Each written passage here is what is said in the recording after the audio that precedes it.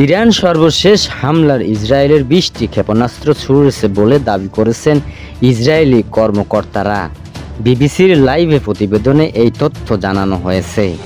BBC বলেছে, ইসরায়েলের বিভিন্ন জায়গায় ব্যাপক বিস্ফোরণের শব্দ শোনা গেছে এবং এর মধ্যে কমপক্ষে একটি ক্ষেপণাস্ত্র দেশটির কেন্দ্রে আঘাত করেছে। ইসরায়েলের একজন সামরিক কর্মকর্তা জানিয়েছেন, ইরান সবশেষ যে হামলা চালিয়েছে তাতে যে 20টি ক্ষেপণাস্ত্র ছুড়েছে তার বেশিরভাগই তারা প্রতিহত করতে পেরেছেন। তবে কিছু ক্ষেপণাস্ত্র খোলা জায়গায় পড়েছে বলে দাবি করেছেন তিনি। এদিকে তিনি গত রাতে ইরানে আরও একজন সিনিয়র সামরিক কমান্ডারকে হত্যার দাবি করেছে ইসরায়েলের ডিফেন্স। এদিকে গত রাতে ইরানের আরও একজন সিনিয়র সামরিক কমান্ডারকে হত্যার দাবি করেছে ইসরায়েলের ডিফেন্স ফোর্স বা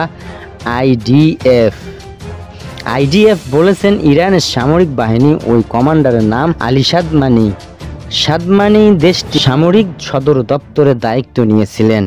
এই দপ্তরে দেশটির এলিট ফোর্স, রেভলিউশনারি গার্ড ও নিয়মিত সেনাবাহিনীর যৌথ সামরিক কার্যক্রমে পরিকল্পনা করে থাকে। গত সপ্তাহে ইসরায়েলের হামলায় গোলাম আলী রশিদ নিহত হবার পর সাদমানি এই দায়িত্ব নিয়েছিলেন।